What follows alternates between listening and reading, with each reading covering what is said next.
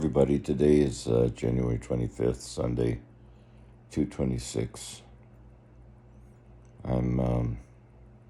It's about 5:30 in the morning, and so I'm starting to get up, prepare for my day.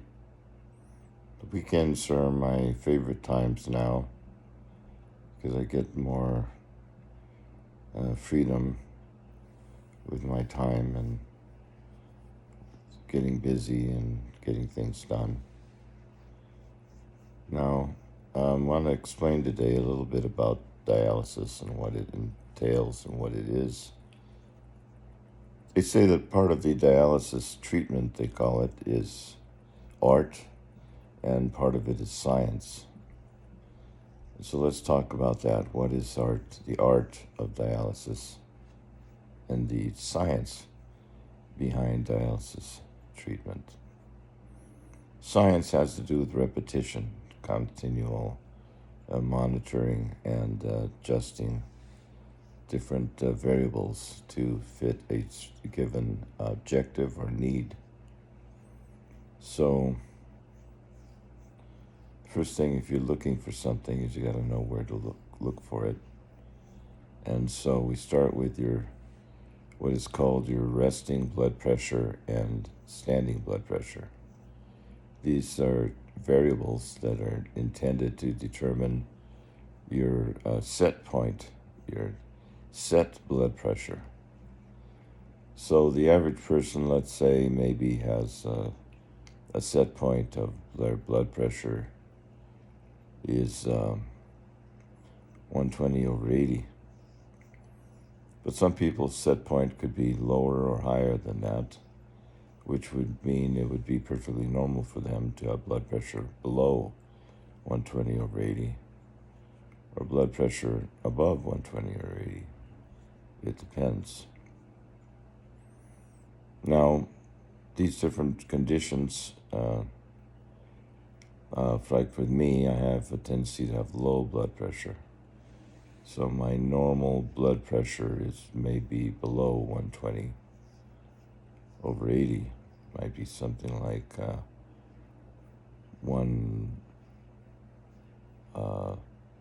somewhere between 110, 120, or 100 and 120. So you have to weigh and consider those things, those variables, and through repeated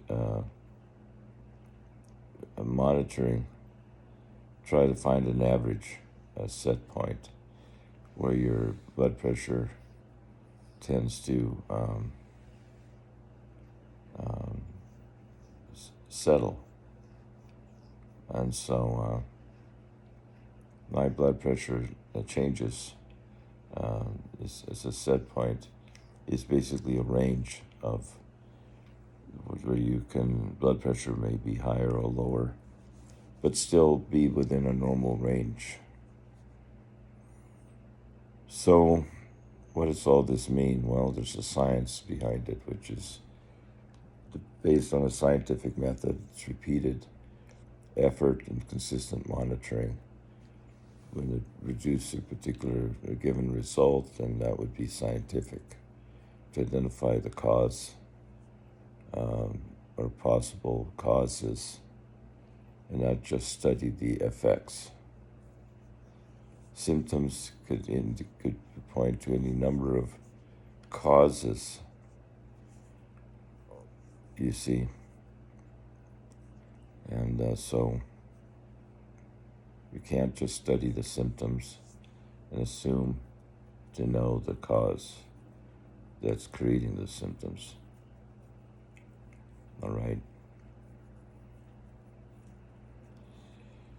Now, my art of dialysis is really the fact that we can change our set point.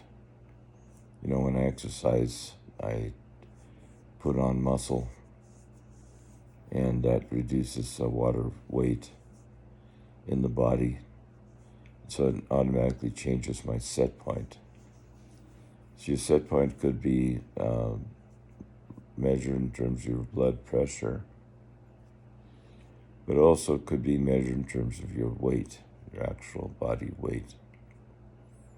So the art of dialysis is not to take off what is called your dry weight. In other words, there's only so much water you can take off the body safely without causing more harm than good. So for a while I feel that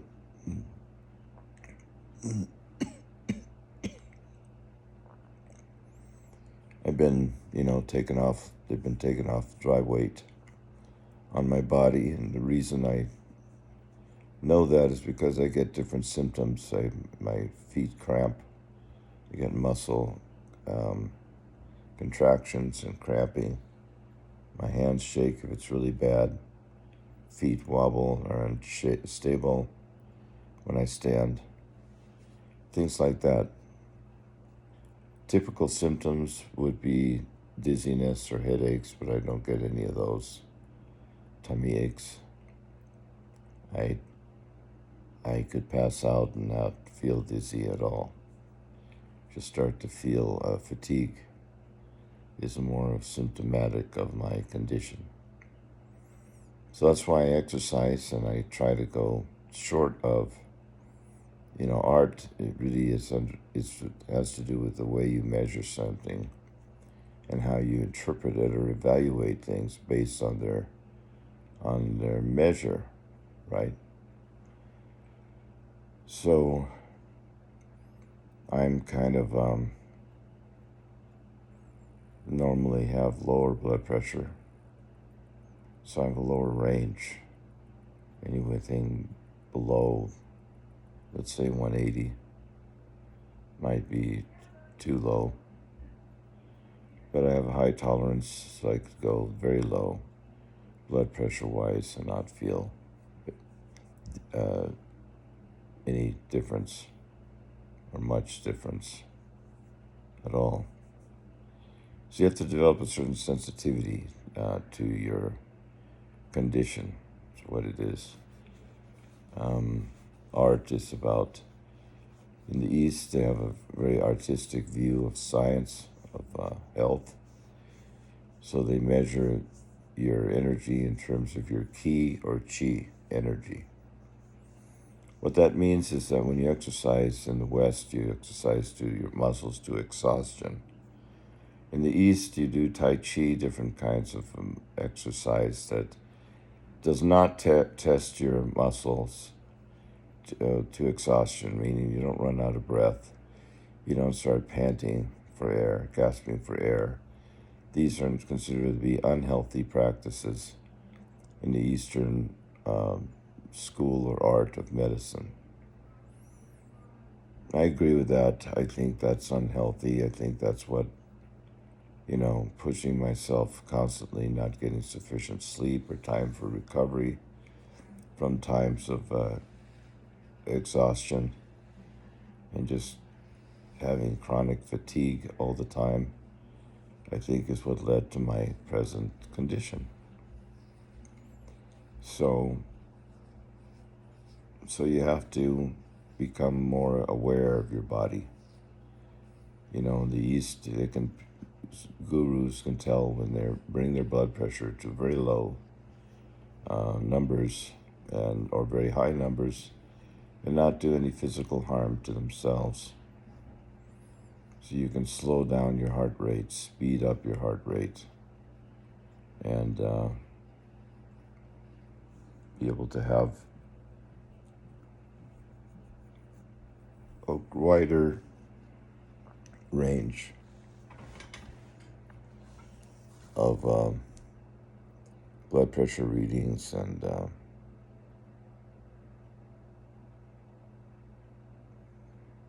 so I've been gaining muscle. My weight set point has been going up. Started at one point, it was 155.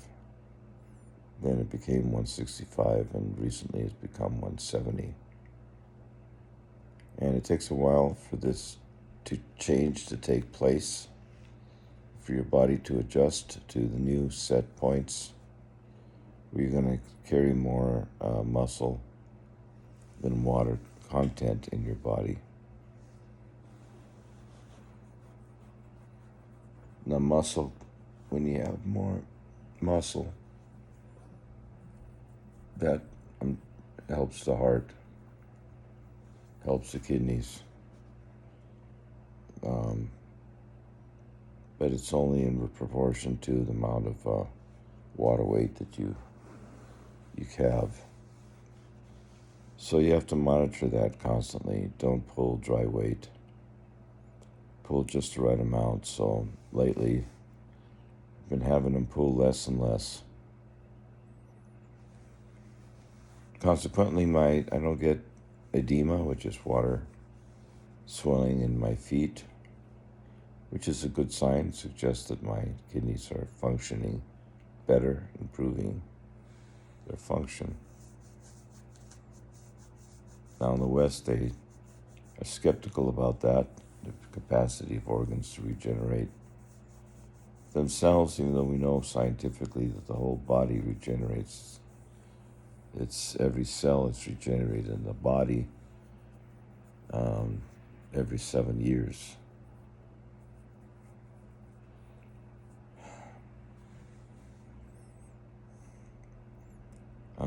The assumption is that the DNA kind of controls this process, where I think it's the energy, the synapse in the brain, the energy that flows there, the key, is what controls the regeneration.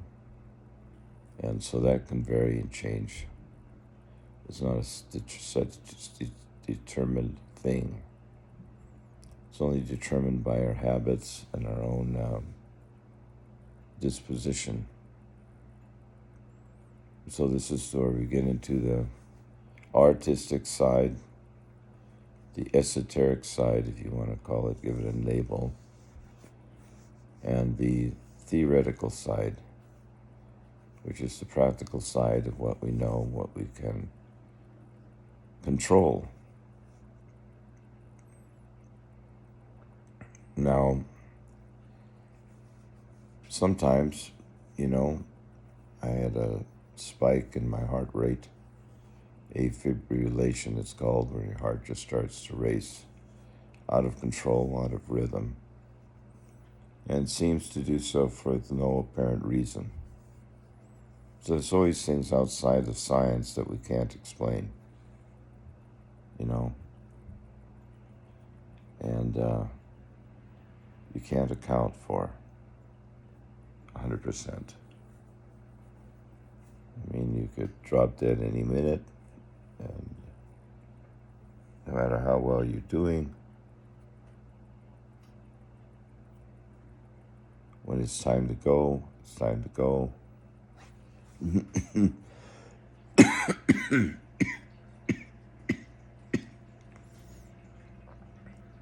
No amount of science can account for that. Because science is it's based on our limited knowledge and understanding of nature of the world and how it operates. So we get into the area of God. What is God, and what does God represent in terms of our health, wealth, and prosperity? Well, if there was no God, I'm sure man would find it necessary to invent a God. This is the human dilemma, is there an all-knowing creator? Or is knowledge just something that's absorbed in the universe and it's quantified? It can only be quantified. It cannot be measured beyond our understanding or comprehension. Well, there are obviously, I think, chi is the belief that there's forces at work that do change your conditions and can heal the body. But Chi is something that is not quantifiable entirely because we don't know how those conditions can be changed and how they can then be adapted to fit different outcomes or results. Now, there's a limit to how much science you can be afforded, because science method implies you're constantly rigorously monitoring outcomes, and based on rigorous science, then you have more variables to consider and possibilities to that may be applied. So medicine often sticks with the worst diagnosis, whatever that is. You have a kidney failure, heart failure, chronic kidney failure, heart failure condition, then it's just consumed that your condition will worsen over time. It has worsened, will continue to worsen, and cannot be improved on. This I disagree. I think you can improve on your health, but you have to consider your wealth, what your resources are, and what it would be part of those, what resources you have that could help you to improve. So if you measure wealth by money and finance and means, then that's one way of thinking of your wealth and your health. But another way is to realize that you have access to all the information, knowledge in the universe. And this source of information, call it God or whatever you will, can help you to heal and to improve your condition. And so this is a different way of thinking, I guess. Anyway, I'm just sharing my thoughts as they come to me, things I've been meditating on this weekend. Resting blood pressure, standing blood pressure. You find that your set point changes so that as you're able to rest, deep concentration, you're able to rest deeper, get deeper rest, be able to draw upon regenerative powers that otherwise you wouldn't have available. So rest is important. Giving yourself sufficient time, recovery is important. And the combination of those things ultimately determines the quality of your life. Talk to you later. Those are just some of the thoughts. Love you. Take care of yourselves, everyone. Bye-bye.